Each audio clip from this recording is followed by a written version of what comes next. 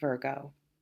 Please, that word at the end, not a command.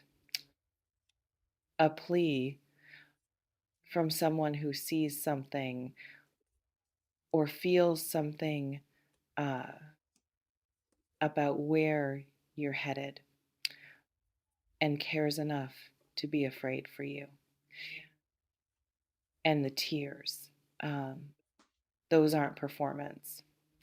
Um, Tears that arrive before anyone decides to cry, the ones that come from something being felt too deeply to stay contained, those are the most honest thing a person can produce. Um, and someone produced them um, about you, about what they see coming, about the gap between what you deserve and what they're afraid you're about to walk into. Today, we take that seriously. Let's start with the crying, because the title opens there, and it's worth understanding whose tears these are and what they contain. Someone cried because of you, uh, not at you, um, because of you, in the specific sense of, I love this person enough that the thought of them being hurt in produces tears before I've even finished the thought. That quality of feeling where another person's potential pain produces a physical response in you um, is not casual. It's not the feeling of a peripheral connection. It's the feeling of someone who has let you matter to them at a level that makes them vulnerable to what happens to you. Mm-hmm. Deeply, specifically vulnerable. And that person, whoever they are in your life, um, is seeing something or sensing something about the direction you're moving, about the person or situation you're moving toward, um, about a risk you may have normalized through proximity, through hope, through the specific blindness that caring about someone can produce, that they from the outside can see clearly. Uh, their outside view, um, as uncomfortable as it might be to receive, is worth taking seriously. Not because they're always right, um, because people who love you enough to cry are rarely crying about nothing. Now, the warning, um, someone is going to hurt you. Um, let's be honest about what this means and what it doesn't. Um, um, it doesn't mean inevitable. It doesn't mean sit back and wait for the damage. Uh, it doesn't mean this is fixed, this is certain, there's nothing you can do. Warnings, um, by their nature, exist to be acted on, um, to change the outcome, to give the person receiving them enough advance information that a different choice becomes possible. Um, so this is not a prophecy. It's a mirror, um, held up by someone who loves you, so you can see something uh, that your own position in the situation, your proximity, your investment, your hope has been making it difficult to see clearly.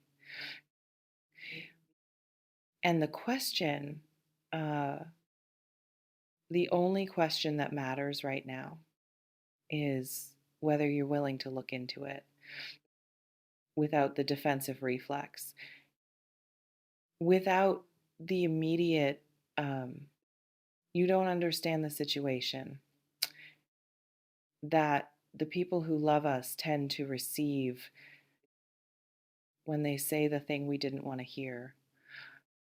Um, because sometimes not understanding the situation is exactly what allows someone to see it clearly. They don't have your hope invested. Um, they don't have your feelings creating a filter. They're not trying to find the interpretation that allows them to keep wanting what they want. They're just looking and reporting what they see. Uh, um, Listen to what they see, even if it's hard, um, especially then. This reflection invites you to consider who in your life has been trying to tell you something about this person or this situation that you've been explaining away. Um, Not dismissing entirely, um, explaining away, finding the counter argument, providing the context that reframes their concern into something less concerning, um, working to convince them and maybe yourself that what they're seeing isn't quite what they think it is. Because the energy you've been spending on those explanations, um, on managing their concern, is worth examining, because we don't usually work that hard to explain away things that aren't concerning us too. On some level, somewhere underneath the explaining, let's talk about who might be the someone. Not to name them, but to understand the category of hurt that's being signaled. Because hurt comes in different forms, um, and each form requires a different kind of protection. Uh, there's the person who hurts carelessly, um, not maliciously, not with intention, but without the care that the situation requires. Mm. Someone who moves through connections the way some people move through rooms without fully registering what they're touching, who gives enough to create real investment in you and not enough to honor it, um, whose inconsistency isn't cruelty. It's just the natural output of someone who hasn't yet developed the awareness to understand what their behavior costs the people who care about them. The protection required here is not building a wall. Um, it's accurate expectation. Seeing the person clearly without the filter of who they could be. Um, and calibrating your investment to who they actually are right now, not the potential version, the current one. Because investing at the level of someone's potential while receiving at the level of their current capacity is one of the most reliable recipes for heartbreak that exists. Um, and it's worth asking, honestly, whether that's the dynamic currently in play. Uh, there's the person who hurts strategically, who has learned consciously or through the accumulation of unconscious habits that a specific approach to relationships um, produces the outcomes they want,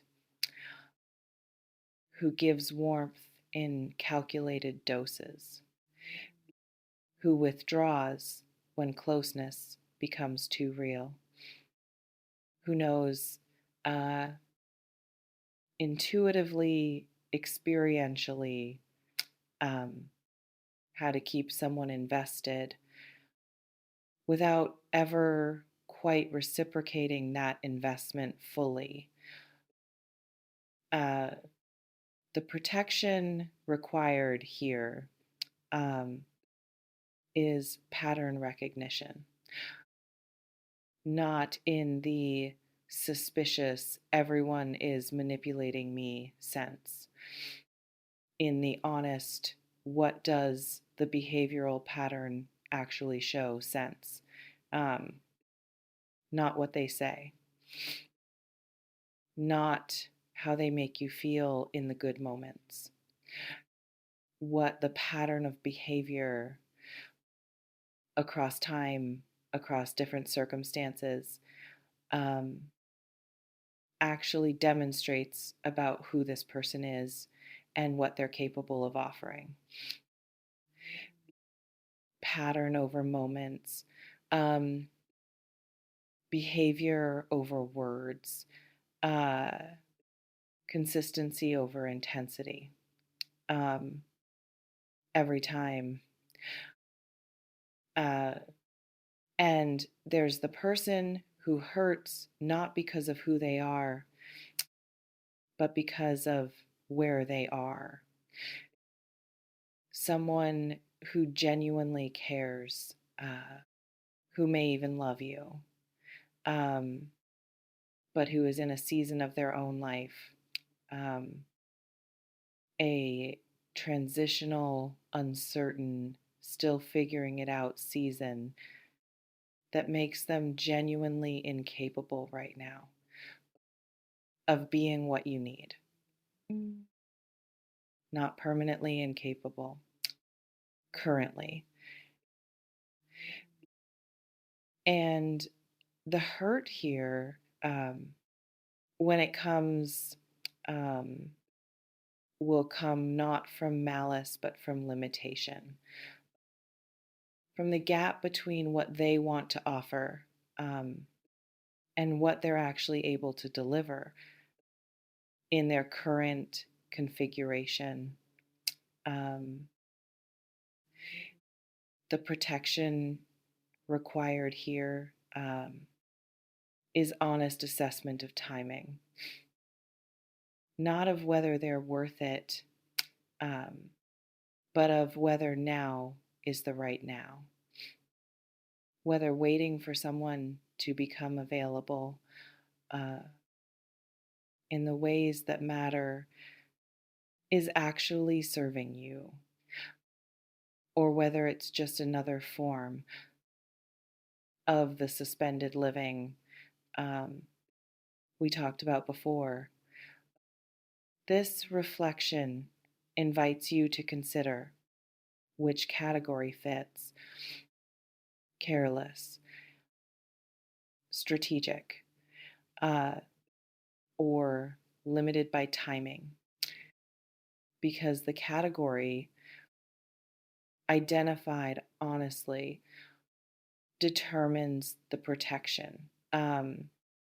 And the protection um, applied correctly doesn't require closing down entirely.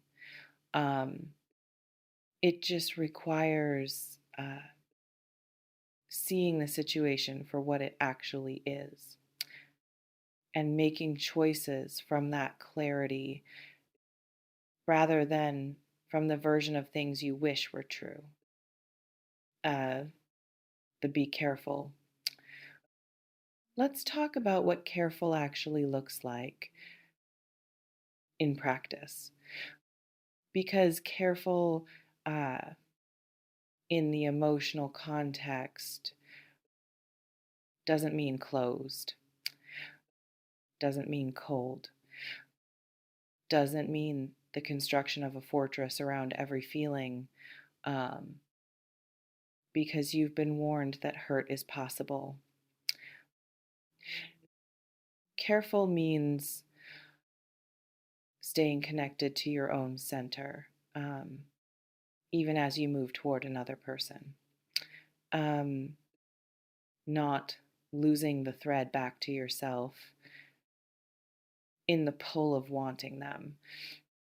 Uh, Careful means um, watching behavior rather than listening only to words. Um, Letting the pattern speak louder than the feeling. Not because feeling is wrong, but because feeling without behavioral evidence is just hope.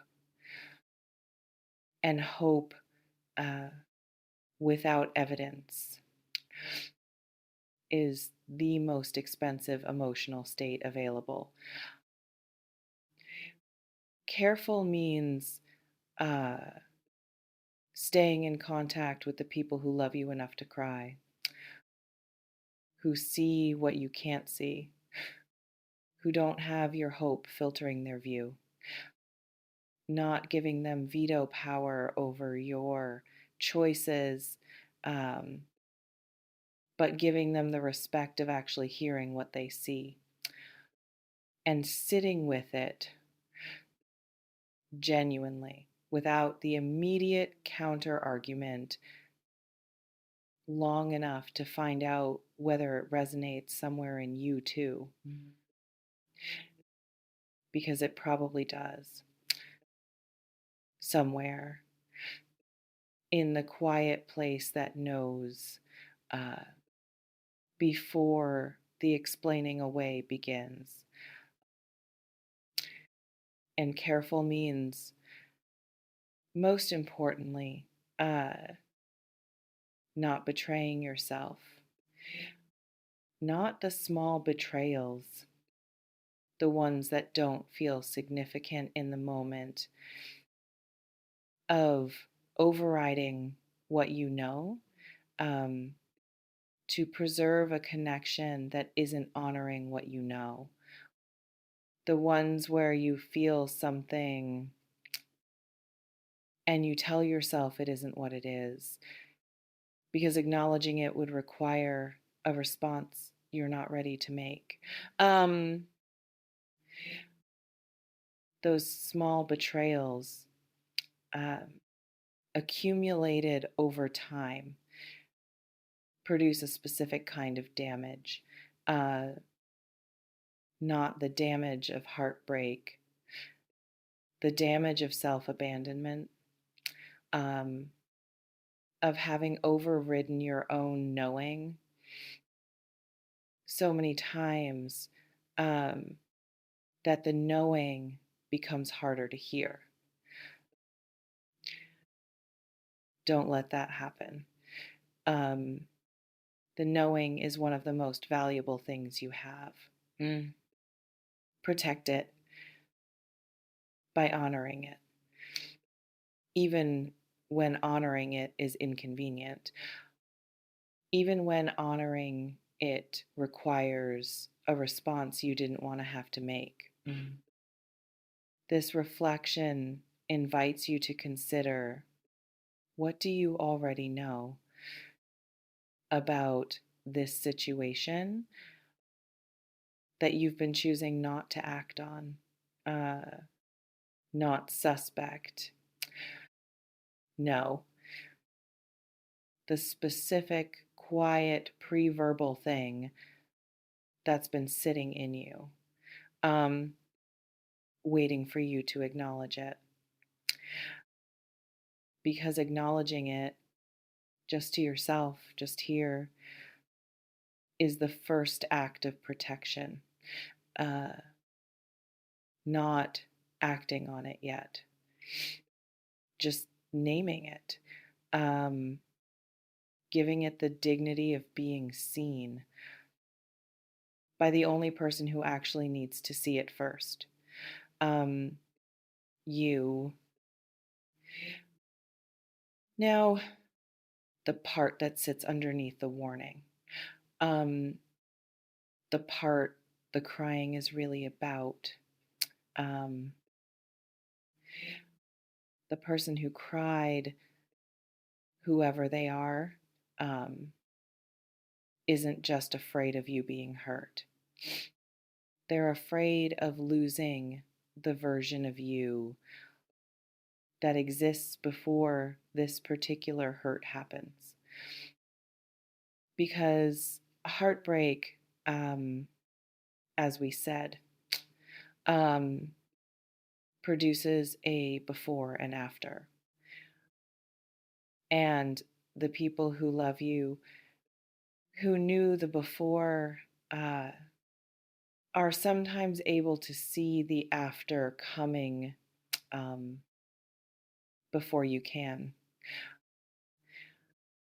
They can see, um, the specific ways this particular hurt, if it lands, uh, would affect the specific version of you they love, would close something, um, or harden something, or teach you a lesson about trust, about hope, about how much of yourself is safe to offer that they wish you didn't have to learn. And the tears, those honest, unperformed tears, are about all of that, um, about wanting to protect not just you from pain, but you from the specific changes that this particular pain would produce. That's love. Um, the specific, detailed, sees you clearly kind, and it deserves, at minimum, to be heard, uh, before it's explained away, before the defense of the situation begins, before the counter argument assembles itself. Uh, just heard, um, for long enough to find out what it might actually be trying to tell you.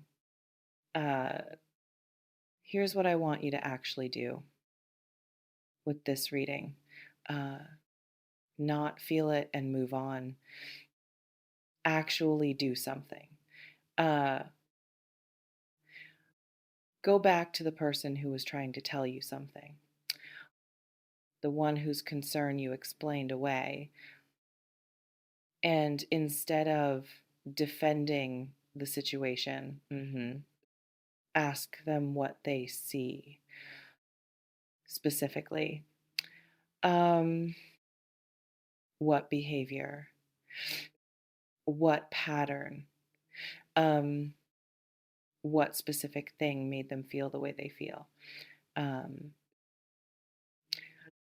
and then actually listen, um, without the counter argument ready, without the explanation forming before they've finished. Just listen to what someone who loves you, um, and sees you from the outside is trying to say. because the combination, um, your inside knowledge of how you feel and their outside view of what's happening is the most complete picture available.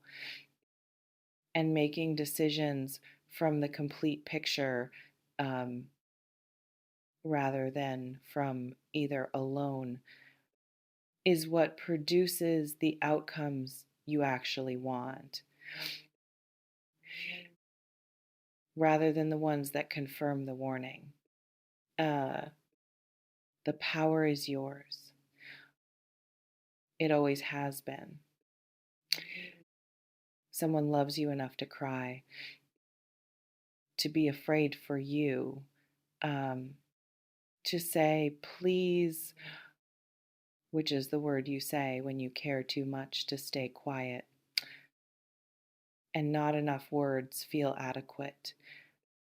Uh, Honor that love by taking the warning seriously, um, not by shutting everything down, not by building the fortress, uh, but by staying in contact with your own knowing, by watching the behavior rather than only the feeling, by not betraying yourself in the small ways that accumulate into something significant, and by letting the people who love you um, actually love you, by letting their concern reach you rather than managing it from a distance. Uh, you are worth protecting, not from all risk. Risk is unavoidable and sometimes exactly right. But from the specific risk, um, of walking into something your own knowing has been trying to flag, because the wanting was louder than the knowing. Let the knowing be louder, um, just this once, and see what it's been trying to tell you. It's been waiting, um, patiently for you to be ready to hear it. Take what resonates, softly release the rest. Trust yourself. Tell me in the comments, has someone ever warned you about a person or situation, and were they right? How long did it take you to see what they saw? Drop it below. And what does your gut know right now about something in your life that your hope has been arguing against? Say it here first. That's everything today. Go listen to someone who loves you enough to cry. Actually listen without the counter argument. That's the whole assignment. Uh, Take care of yourself, please.